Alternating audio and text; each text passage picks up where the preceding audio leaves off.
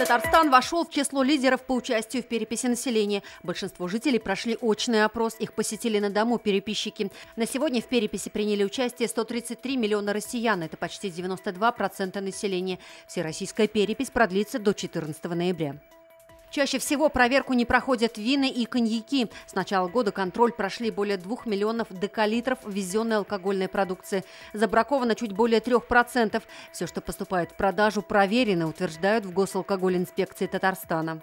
4380 километров из Астрахани в Москву. В столице прошла презентация маршрута ралли-рейда «Шелковый путь». Крупнейшие гонки Евразии пройдут с 6 по 16 июля. Старт в Астрахани, финиш на Красной площади. Среди фаворитов в зачете грузовиков наша команда «КамАЗ-Мастер». Закажи рекламу на ТНВ. Телефон в Казани 5 705 100.